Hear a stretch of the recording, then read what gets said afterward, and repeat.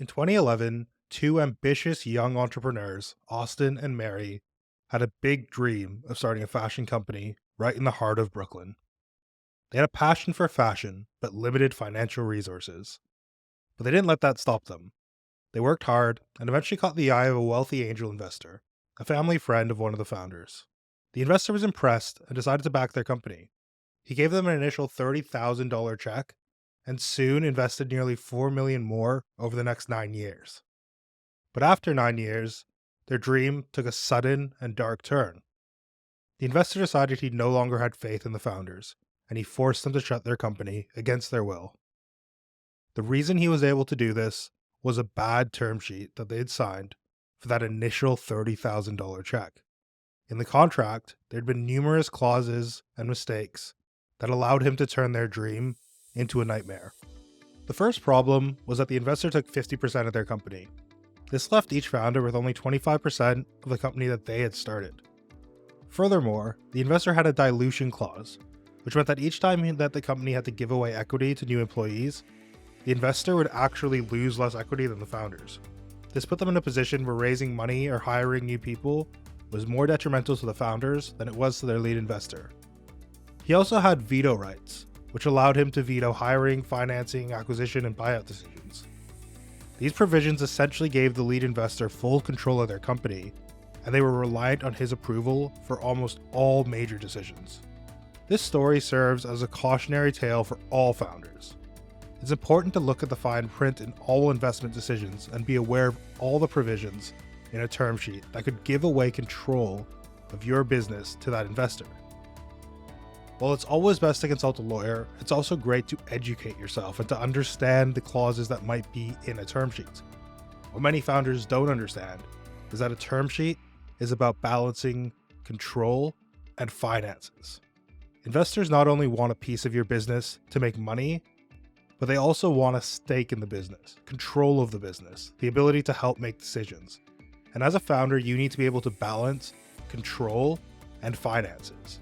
You might give away a bit more equity in exchange for an extra board seat, or you might keep a bit more equity in exchange for the investor being allowed to veto certain hiring decisions.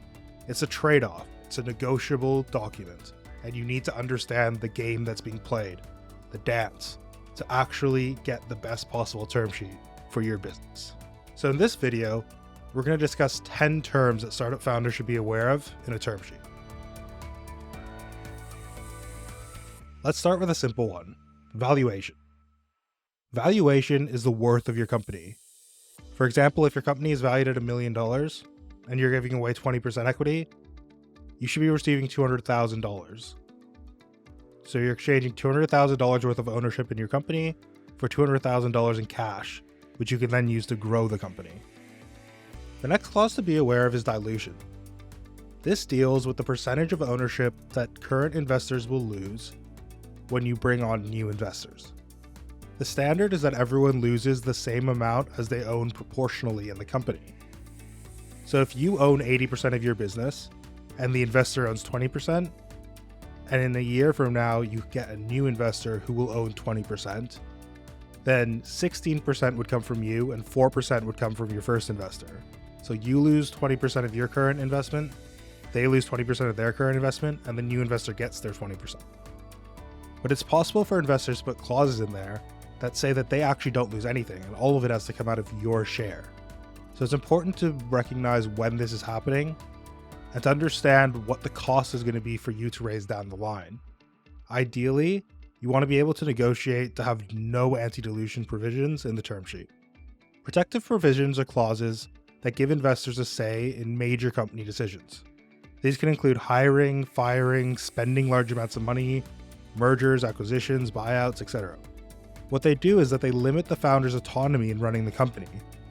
For example, an investor could have the right to veto hiring decisions for the management team, or they might be able to stop you from selling your company one day. It's ideal to be able to negotiate to limit all the protective provisions as much as you can, or at the very least, to include some sort of sunset clause, so that they only last for the first year, or first 2 years, or first 3 years after the term sheet and the deal is closed. You ideally don't want these sort of protective provisions to last the entirety of your company's existence, where one person determines your hiring policy, for example.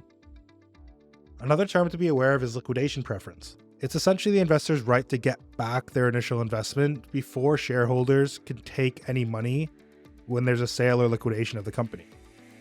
So for example, if I invested $400,000 into your company and I had a 2x liquidation preference, and then you sold the company for $1 million, I would receive $800,000 right off the top, because I'm guaranteed 2 times my investment in the event of a sale or liquidation. So I would receive the $800,000, and then the $200,000 that is left would be distributed to the shareholders based on the amount that they own. So in this scenario, even if you had retained 90% of the company, you're actually only going to receive 90% of $200,000. So you're getting $180,000 on a $1 million sale. So liquidation preferences are actually very, very important. They're something that a lot of founders overlook. Board seats is another one that founders are more familiar with.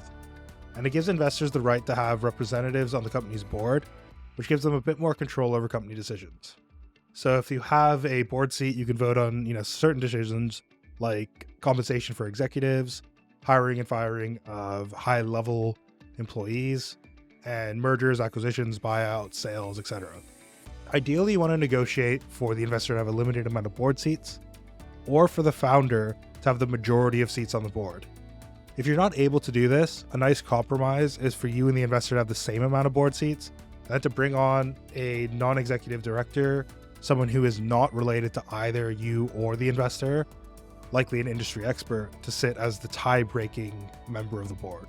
Another type of clause is information rights. Again, this is one that a lot of founders overlook.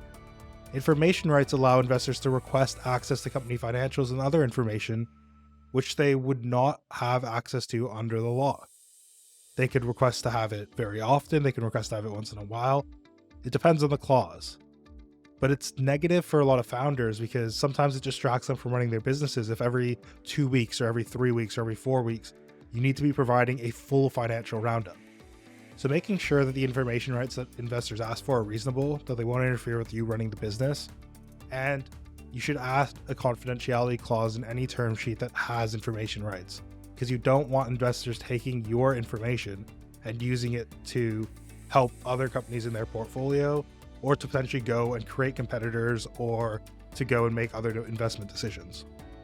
Covenants are another section which covers, a multitude of clauses. Covenants are actually just a type of clause in a contract. But what they are legally binding promises. And in term sheets, they come up as things like minimum levels of performance or minimum amount of sales or not issuing shares. They're essentially promises that you will or will not do something. And this again gives investors a level of control over the company. And it's ideal not to have these if you don't need to.